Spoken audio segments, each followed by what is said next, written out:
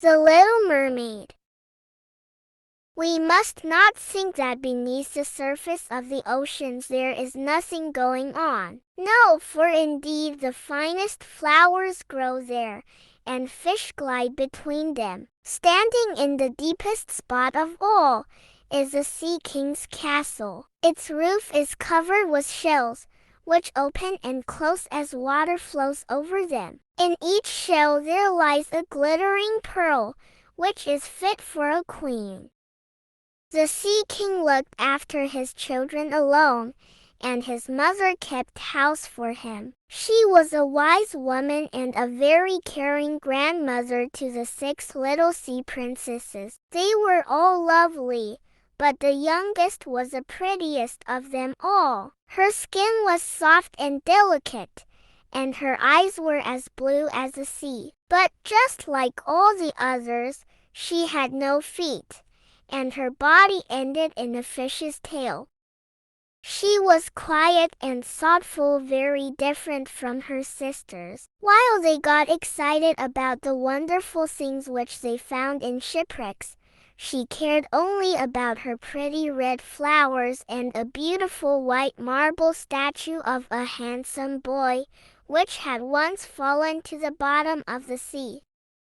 She made her grandmother tell her all she knew of the world above the ocean, and nothing made her happier than to hear these stories. When you turn 15, said her grandmother, you will be allowed to swim up out of the sea, sit on the rocks in the moonlight, and to watch the ships sailing by. And then you will see all I am telling you about. You are all a year apart in age, so you will have to wait 5 years for your time to come. Sadly, she was the one who longed the most for her turn to come, and yet she had the longest to wait. Time passed and the eldest turned 15. She promised to tell her sisters what she saw on her first visit, and what she thought the most beautiful. When she came back, she said she had seen hundreds of beautiful things, but the most beautiful was to lie in the moonlight, in the quiet sea near the coast, and to gaze on a large town nearby, to listen to the sounds of the music and the voices of human beings. A year later, the second sister was allowed to rise to the surface of the water, and to swim about where she wished. She rose just at sunset, and this, she said, was the most beautiful sight of all. The whole sky looked like gold with violet and rose-colored clouds spread on it, and it all reflected in the water. The third sister was the bravest of them all, and when the time came, she swam up a broad river. On the banks she saw green hills covered with beautiful vines, and forests with palaces and castles sitting in them. Little human children were playing in the water, and she wanted to play with them, but they got scared and ran away. She said she would never forget the beautiful forest, the vines, and the children who could swim in the water, even though they didn't have fish tails. The fourth sister was more fearful. She didn't approach the shore, but stayed in the sea. The sky above looked like it was made of glass, she said, and this was the most beautiful thing.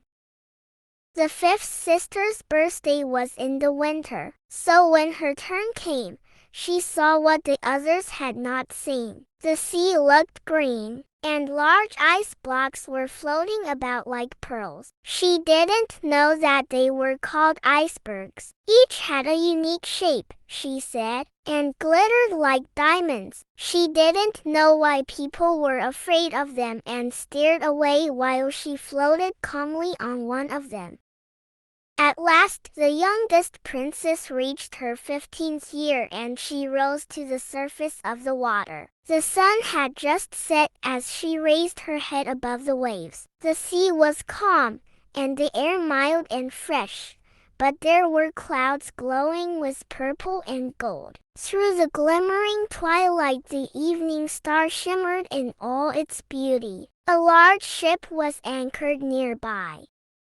The little mermaid swam towards the cabin windows, and as the waves lifted her up, she glanced through the windows and could see a number of well-dressed people inside. The most beautiful of all was a young prince with big dark eyes. It was his birthday, and that was the reason for the joyful celebration. When the prince appeared on deck, the sailors lit 100 rockets into the air, making the night as bright as day. They scared the little mermaid so much that she dived underwater. But she soon resurfaced, and then it seemed as if all the stars in the sky were falling around her. She had never seen fireworks before. It was late, but the ship sailed on, and the little mermaid swam along because she couldn't take her eyes off the prince. But soon the waves became as high as mountains, and the ship groaned and creaked. To the little mermaid this seemed good fun, but to the sailors it was no fun at all. Soon the waves broke over the ship and water burst onto the deck. The little mermaid now understood that this was a dangerous situation, and remembered that human beings are not as good swimmers as merpeople. It was pitch black and she couldn't see anything, but then lightning struck and she was able to scan the deck. She couldn't see the prince anywhere, so she swam to find him, forgetting that the beams and the planks could hurt her too. She dived a few times before she found him. His eyes were closed and his breathing was very weak. If it wasn't for the little mermaid, the prince would have died. She held his head above the water and let the waves drift them to the shore. In the morning the storm died down, and when the little mermaid opened her eyes, she saw that she was lying on fine, white sand, and the prince was right next to her shoulder. She lifted his head higher than his body and kissed him on the forehead. His breathing was steady, and she longed for him to open his eyes and fall in love with her instantly. When the bells began to ring in the great white building nearby, a number of girls came out into the garden. The little mermaid hid herself behind tall rocks in the water and waited to see whether they would find the prince. After a little while, one of the girls noticed him. At first she seemed afraid, but then she called the rest for help. The mermaid watched the prince from a distance. He regained consciousness and smiled at everyone with his charming smile. But he did not know that she was the one who had saved him, and so he didn't smile at her. This made the little mermaid feel so miserable that she dived gloomily and returned to her father's palace. Her sisters met her joyfully and asked her what had taken her so long, but she didn't answer. She had always been quiet, and now she was even more so. She would often swim up to the place where she had left the prince, but she never once saw him. Her only comfort was a beautiful statue, which looked like him. At last she couldn't keep the secret any longer, and she told one of her sisters all about it. When you tell someone a secret, it doesn't stay secret for very long, and soon all the other sisters knew. In an attempt to help her youngest sister, one of the mermaids asked her closest friends who the prince was, and she soon found out who he was and where he came from. "Come, little sister," said the other mermaids, and they held their arms and rose up to the surface of the water, close by the palace. Now that she knew where the prince lived, she would sit at the shore and would watch him. He also seemed to be quite lonely. She would often hear fishermen talk about his good deeds, and she was happy that she had saved him. If only he could remember that she had saved him. The little mermaid grew more and more fond of human beings. One day she asked her grandmother, "Do humans live forever? They die just like we do, but their life is shorter than ours. We can live to be 300 years old and then wither into sea foam, while human souls live forever. Wish I were a human and had an immortal soul, if only for a day," the little mermaid exclaimed. "You shouldn't think about that, because we live better and happier lives," said her grandma. "Is there anything I can do to get an immortal soul?" The little mermaid insisted. "No, unless a man loved you so much that you meant more to him than his parents and more than himself. Only then would you get a human soul, but it is impossible anyway. See? People don't find our tails very beautiful. They think having two awkward limbs, which they call legs, is more attractive." That same evening there was a ball at the Sea King's palace. All the mermaids and mermen were dancing and singing happily, but the little princess was dreaming of the world above. "I will go to the sea witch for advice while my sisters are at the ball. She will help me, although I'm so afraid of her," she thought. She swam for a while before she arrived at a place built of human bones. Before she had even knocked at the door, she heard the witch's wicked voice. "I know why you came." Then the witch appeared in front of the little mermaid. "You want to get rid of your fishtail and have legs instead. This is a stupid idea of yours, and it will bring you only sorrow. But you will get your way, since you long for an immortal soul so much. I will prepare a draught for you, which you must drink before the sun rises tomorrow. Swim to the land. Drink it, then you will see how your tail turns into legs. Of course, you will be in great pain from that moment on, and every line you walk or dance you will feel as if hundreds of sharp knives were cutting them. You will still have the gracefulness of a mermaid." "Can you endure such pain?" "Yes, I can," said the little princess, but her voice was trembling. "There is more. You should know that once your fish's tail turns into legs, you will no longer be able to gall it back, nor can you return to your father's castle. You must win the prince's love, and you should get married, so that you can get an immortal soul. If he marries someone else, your heart will break and you will turn into foam." "Are you sure you want this destiny?" the witch asked again. "Yes, I do," answered the little mermaid, pale as a grave. "That's not all. You must pay me for this, and the price is high. I want your voice, as it is the sweetest voice in the Sea Kingdom. The prince will not hear your beautiful songs, because I will have to cut your tongue," the evil woman continued. "But what is left for me?" said the little mermaid. "You have your beautiful body, graceful walk, lovely hair and face. These are enough to enchant a man's heart. Now stick out your tongue, so that I can start preparing the draught, which will turn your fishtail into legs."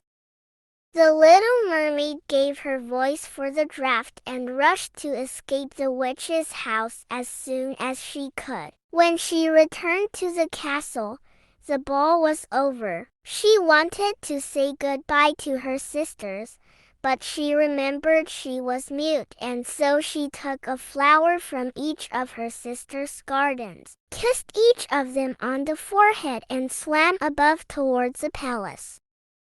She arrived at the shore when it was still dark and drank the magic draught, Instantly, she felt a cutting pain, so strong that she fainted on the rocks. In the morning she woke up by a sharp pain, but when she opened her eyes, she saw the prince in front of her. She thought she was dreaming, but he smiled at her, making her cast down her eyes. Then she saw that she had 2 legs instead of a tail. She then realized that she had no clothes on, so she covered her body with her hair. The prince asked her who she was and where she came from, but she only looked at him with her big, beautiful eyes, unable to answer. He then offered her his hand and helped her stand up. The pain in her feet was of 1,000 needles, but still she stepped next to him as light as a feather, and the prince thought he had never seen such a graceful girl. He brought her to the palace, where servants dressed her in a beautiful golden robe. The little mermaid was so happy to finally be at the palace that she couldn't stop smiling. The prince called her his little foundling. At the ball, held that same evening, he couldn't take his eyes off of her as she danced. She danced like no one has ever danced before. The days passed and the prince loved her more and more each day, but he loved her as a child. You remind me of the girl who once saved my life when I was drowning. I haven't found her yet, but I remember she found me on the shore and saved my life. You remind me so much of her, and you are devoted to me just like her. I am so thankful for you, and we will never separate, my dearest foundling. Ah, he doesn't remember it was me who saved him, and he thinks it was a pretty girl who found him on the ground who saved him, thought the little mermaid and sighed. But because I am by his side and he sees me every day, he will remember it was me who saved his life, and he will marry me and my soul will become immortal. Very soon it was announced that the prince was to marry and that the daughter of a neighboring king would be his wife. This news saddened her very much, but the prince calmed her when he told her, I will go and see the princess as my parents wish, but I will not bring her home. I can only marry the girl who saved me that you look so much like. If I were forced to choose a bride, I would rather choose you, my speechless foundling. The next morning the ship sailed into the harbor of a beautiful town. The little mermaid was very anxious to see whether the princess was beautiful. When she saw her, she had to admit she had never seen such a beauty before. I can't believe that I found you, the prince said to the princess. It was you who saved my life when I lay on that beach. He held his bride in his arms. Time passed and it was time for their wedding day. Oh, I am so happy that my dreams have come true and you can be here on my happy day, my foundling, he said to the little mermaid, as they were walking down the church aisle. The little mermaid, dressed in silk and gold, held up the bride's veil. She smiled at him, but she didn't hear the festive music, and her eyes saw nothing of the holy ceremony. She thought her own death, which was going to happen very soon. The wedding was held on the ship that same evening. The little mermaid was gazing towards the east, towards her father's castle, when suddenly she saw her sisters rising out of the ocean. They were as pale as herself, but their long beautiful hair had been cut off. We have given our hair to the witch so that you may live. She has given us this knife. You must put it into the heart of the prince, and when his blood falls upon your feet, they will grow together again, and form into a fish's tail. You will be a mermaid again. But you should do it before the sun rises. If you do it a minute later, you will turn into foam." And then they sighed deeply and sank beneath the waves. The little mermaid took the knife and entered the bridal tent. She bent down over the prince and kissed his forehead. Then she looked at the sky, which grew brighter and brighter. She then heard the prince whisper the name of his bride, and the knife trembled in her hand. She threw it far away from her into the waves, and the water turned red where it fell. She took one last glance at the prince, and then she threw herself into the sea, thinking her body was dissolving into foam. But she could feel the warm rays of the sun and did not feel as if she were dying. She saw hundreds of transparent, beautiful beings floating around her. "Who are you and where am I?" she asked, and they answered with their melodious voices. "Among the daughters of the air," answered one of them. "We do not possess an immortal soul, but by our good deeds we can win one. Because you suffered enough on the ground, you will now live with us for 300 years. After that you will win your soul. And we may even get it sooner," added another, "because we can enter the houses of men, where there are children, and every day we find a good child. Our time is shortened. The child does not know that when we fly through the room, we smile at his good behavior, and it takes out 1 year of our 300 years. But when we see a naughty child, we shed tears of sorrow, and for every tear a day is added to our time of trial." The end. Please subscribe, like, and share our video with family and friends.